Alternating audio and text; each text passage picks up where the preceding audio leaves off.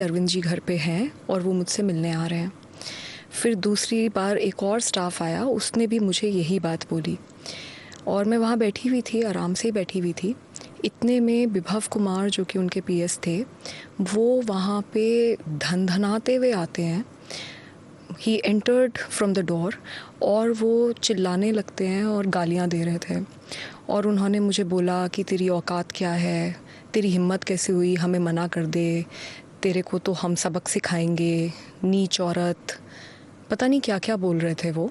और उस समय मैं बहुत सकपका गई और मैंने उनको बोला भी कि भाई क्या हो गया, मतलब अरविंद जी आ रहे हैं, क्या हो क्या गया।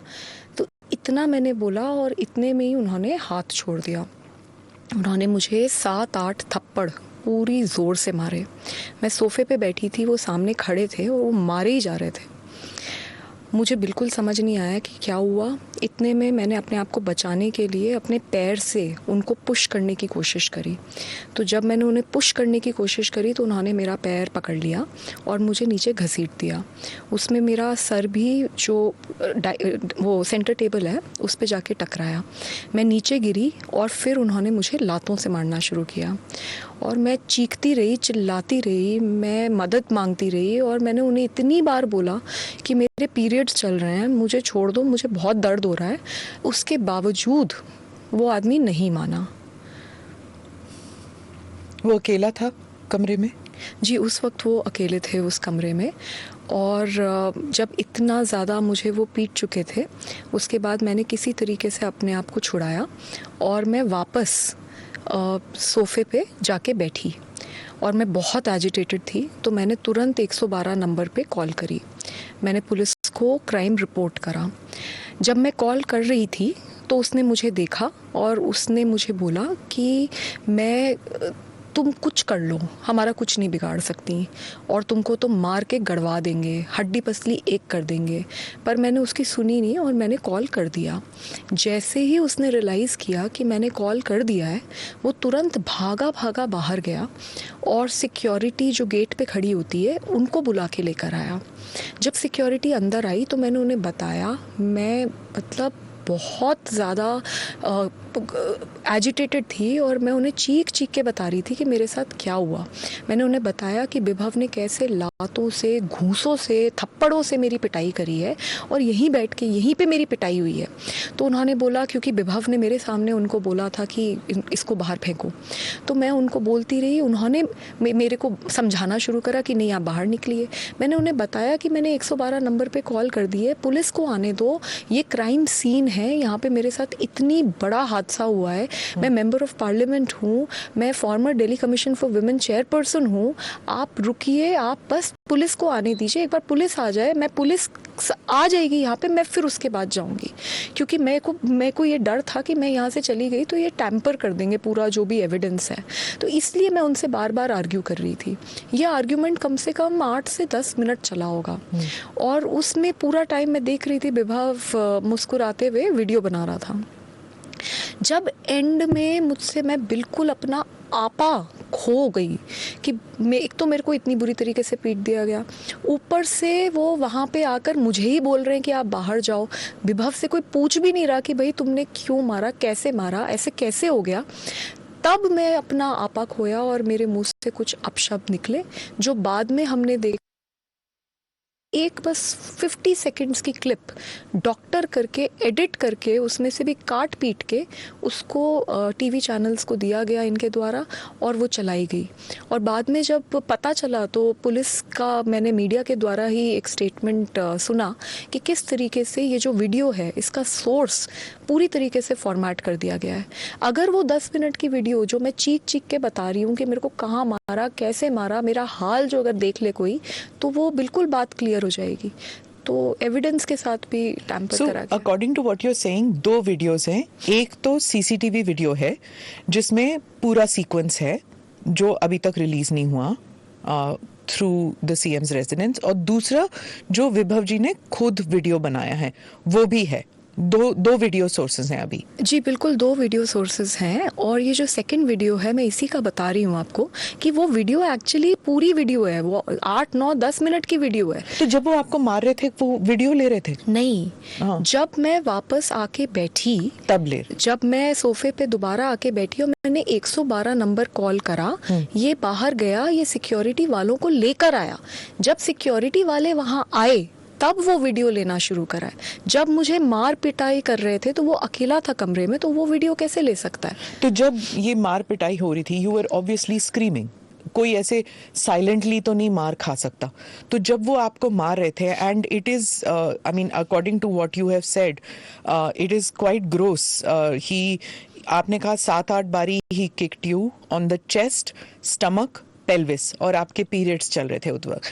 ही dragged you, your shirt was pulled up, as per this you were screaming for help. घर में और कोई नहीं था आपके मुताबिक? मुझे बताया गया था कि अरविंद केजरीवाल जी घर में हैं और वो मुझसे मिलने आने वाले हैं, और मैं बहुत ज़ोर ज़ोर से चीख चीख के हेल्प मांग रही थी, लेकिन कोई मदद के लिए नहीं आया। स्वाति जी, आप उनके घर कई बार जा चुके हैं, क्या हर बारी आप अपॉइंटमेंट लेके जाते थे? इस बारी शायद नहीं लेके गए, क्या उस वजह से नाराज थे? क्या हो सकता था उस दिन? मैं अपॉइंटमेंट लेके तो हार्डली कभी गई हूँ। जब जब मैं घर गई हूँ तब तो मैंने कभी भी अपॉइंटमेंट नहीं लिया। हाँ, ज़रूर है कि अगर ऑफिस जाते हैं उनके, क्योंकि उनकी मीटिंग्स लगी हुई होती हैं और बहुत एक प्रोटोकॉल होता है, तो अगर सेक्रेटेरिएट जाते हैं तब एक बार ऑफिस पे के लिए ऑफिशियल टाइम लेके जाया जाता है। लेकिन जब घर जाते हैं तो मैं ऐसे ही जाती हूँ। ये कहते हैं कि मैं ट्रेस पास कर रही थी, मेरे पास कोई अपॉइंटमेंट नहीं था। तो मैं ये जानना चाहती हूँ कि अगर मैं ट्रेस पास कर रही थी तो फिर तो गेट पे ही रोकते थे, फिर अंदर से अंदर तक मैं पहली बात कैसे चली गई? और दूसरी बात जो ये कहना चाह रहे हैं कि मेरे पास कोई जी अपॉइंटमेंट ही नहीं था, तो मैं तो हमेशा ऐसे ही गई हूँ। मुझे हल्का सा इल्म भी नहीं था कि अगर ऐसे में मतलब आज कुछ मेरे साथ होने वाला है, और अगर उनको लगता है कि अपॉइंटमेंट लेना बहुत इंपॉर्टेंट है तो उसी वक्त वहीं पे मेरे को बोल देते कि भाई बाहर चले जाओ, मैं बाहर चली जाती। मतलब आप अपॉइंटमेंट लेके नहीं आएगा कोई सो कॉल्ड तो आप उसको पीट दोगे, और वो भी उस इंसान को जो आज तक कभी आपके घर में अपॉइंटमेंट लेके आया ही नहीं।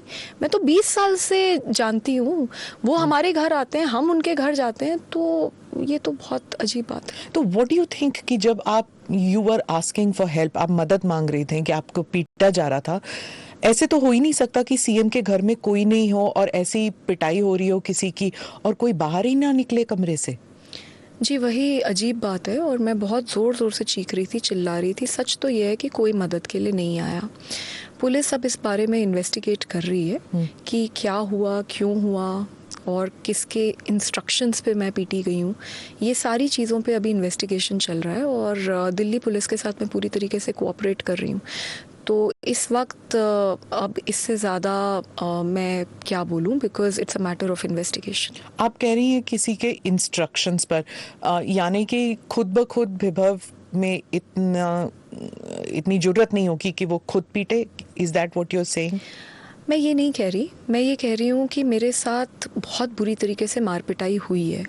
अब बहुत सारे सवाल उठते हैं। वो जो सवाल हैं कि कैसे पिटी, क्यों पिटी, विभव ने अकेले मारा, क्या किसी के इंस्ट्रक्शंस पे मारा, ये सारी चीज़ें अब मैटर ऑफ इन्वेस्टिगेशन है। दिल्ली पुलिस के साथ मैं पूरी तरीके से कोऑपरेट कर रही हूँ।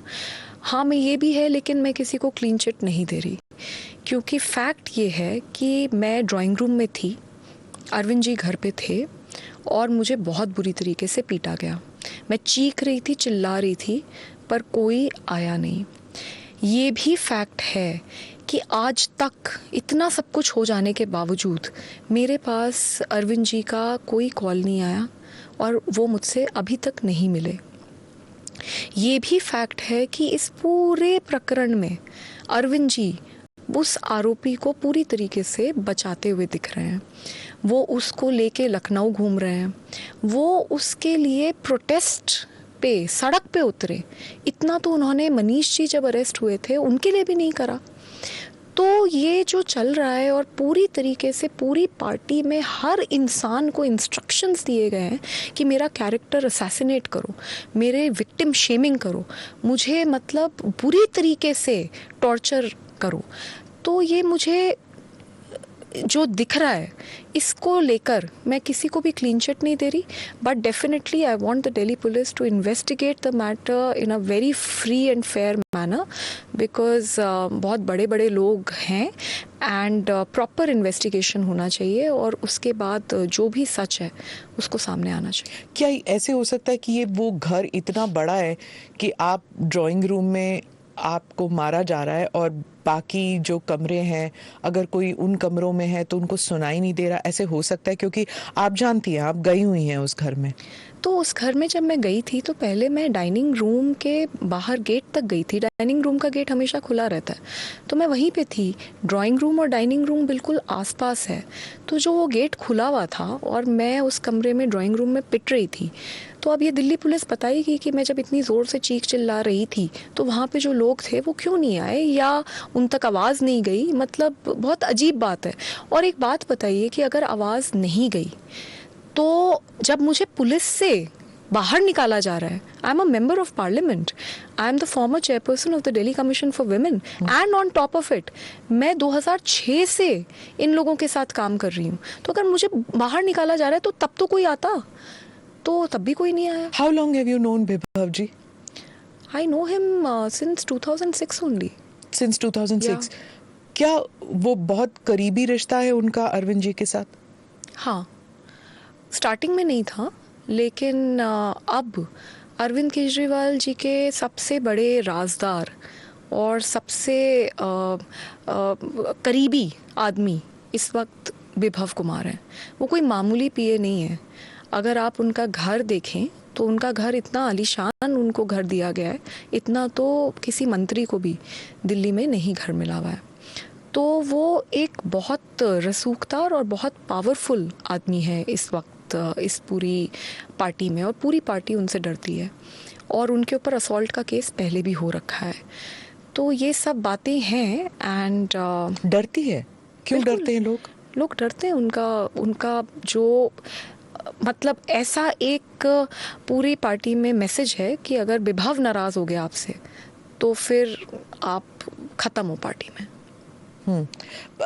इस पार्टी में पहले भी वायलेंस के इंसिडेंट्स हो चुके हैं, रफ ट्रीटमेंट। कुछ लोग ओपनली कहते हैं, कुछ लोग कहते हैं कि दबे पांव चलना पड़ता है अरविंद जी के आसपास। Is it a culture of violence which has been promoted right from the top? आप क्या मानेंगे? देखिए, एक बार प्रशांत भूषण जी और शांति भूषण जी को भी इसी तरीके से एक मॉब के द्वारा धक्के मार के निकलवाया गया था। हम सब ने देखा था कि अभी कुछ दिन पहले एक चीफ सेक्रेटरी को भी ड्राइंग रूम में ही पीटने का एक बहुत गंभीर आरोप लगा था। और तीसरा मेरे साथ ये इंसिडेंट हुआ है। अभी तक मुझे कभी ऐसा लगा नहीं, लेकिन जब मेरे साथ खुद हो गया है और मैं इतनी बुरी तरीके से पीटी गई हूँ तो अब मेरे पास अब क्या बोलने को बचा है। फैक्ट तो यही है कि मेरे को बहुत बुरी तरीके से मारा है, और अगर शायद इतना नहीं मारते तो मैं शायद वो कॉल क्यों करती। मतलब what is my motive? I am going to run the video. आपको नहीं देखना हो तो आप ना देखें, पर अपने व्यूअर्स के लिए I am going to run it. You don't need to look at it. उसमें जो वीडियो में जो दिखता है, it is not very clear about the room. There is a shaky video जो रिलीज़ हुआ है, अभी तक सोर्सेज नहीं पता, it was leaked to the media.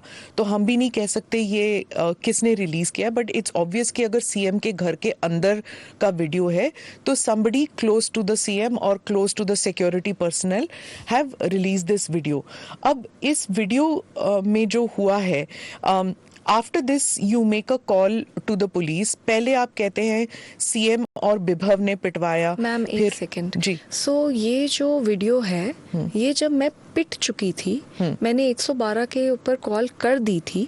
उसके बाद जब विभव ने ये देखा कि ये 112 की कॉल हो गई है, उसके बाद वो भाग कर गया, सिक्योरिटी वालों को गेट से लेकर आया, और जैसे ही सिक्योरिटी वाले घुसे हैं उसके बाद इसने वीडियो बनानी शुरू करी है। पर मैम वो जो वीडियो वीडियो है वो कम से कम 8 से 10 मिनट की वीडियो है जिसमें मैं सिक्योरिटी वालों को चीख चिल्ला के बता रही हूँ वो कि नहीं मेरे को release हुआ। कैसे मारा गया है, मुझे कहाँ कहाँ मारा गया है, मुझे कैसे लातों घूसों से मारा गया है। मैं सिक्योरिटी वालों को बता रही हूँ कि 112 नंबर पे मैंने कॉल कर दी है और पुलिस को आने दीजिए, पुलिस एक बार आ जाएगी, मैं यहाँ से चली जाऊंगी, because otherwise they will tamper with the evidence. ये सारी चीज़ें मैं 8-10 मिनट तक पिटने के बाद चीख चीख के बोल रही हूँ। लेकिन सिक्योरिटी वाले, क्योंकि वो तो विभव ने उनको बोल दिया था कि इसको उठा के फेंक दो, तो वो तो सुन ही नहीं रहे थे मेरी बात। एंड में जब मैं बिल्कुल अपना आपा खो चुकी थी, मुझे दिख रहा था कि वो मुस्कुरा के वीडियो बना रहा है, फिर भी मैं अपना आपा खो चुकी थी, तब मैंने जब अपशब्द बोले तो बस वो जो पूरा एक छोटा सा पोर्शन है बस उसको मीडिया में सिलेक्टिवली लीक किया गया। हाँ, दो चीजें, एक तो आपका अपशब्द और दूसरा आपका जो आपने पुलिस को बताया। जो अपशब्द वाली बात है, दो वीडियोज है, एक तो अपशब्द वाली और दूसरा जो आप चल के जा रही हैं, विच विल ऑल्सो प्ले। आप नहीं देखना चाहें तो ठीक है। जो आप चल के जा रही हैं उसमें जो आम आदमी पार्टी के कुछ लोग हैं वो उन्होंने प्रेस को बताया कि वो तो she is walking out normally, वो ना तो उनके कपड़े फटे हुए हैं क्योंकि आपने कहा था आपका शर्ट ऊपर किया था, and she is not limping क्योंकि आपने कहा था कि आप यू वर किक्ड, तो वो लिम्पिंग नहीं है। पर एक woman, there are 2 women in the video जो आपको एस्कॉर्ट करके बाहर लेके जाते हैं एंड आप पॉइंट कर रही हैं towards somebody, and there are 2-3 men who are standing around you and they are also just watching you। तो वो कह रहे हैं कि अगर आपको इतनी बुरी तरह पीटा जाता, again I am very sorry, I am raising these issues because जो वायलेंस विक्टिम्स होते हैं, it is very disturbing to see those visuals and to relive that incident, so I'm extremely apologetic, मैं आपसे पूछ रही हूँ, but just so that this can be sorted out कि जब आप you have worked with several victims of violence, इसलिए मैं आपसे पूछ रही हूँ। Swati Maliwal, for the first time, giving an interview and speaking in detail about the way she was assaulted. She goes on to narrate the ordeal of the day of May 13th. She says, Bibhav Kumar slapped her repeatedly, 7 to 8 times. He assaulted her. She also goes on to say that Arvind Kejriwal, as per her knowledge, was present at home and she kept screaming but nobody came to help. She spoke about the video, the 50-second video that was in fact released in the media. She calls it a leaked and a doctored and an edited tape. She says that it was Bibhav Kumar who started taking the video when she was assaulted and when she called the police. She goes on to say that it was Bibhav, when he realized that she's called the police, he went to the security, he called them into the room, and that was when she was really angry and exasperated with everything that happened, and that is why she was screaming and she was telling them that she will not leave till the police comes because she feared that evidence would be tampered with. But Swati Maliwal reiterates in her interview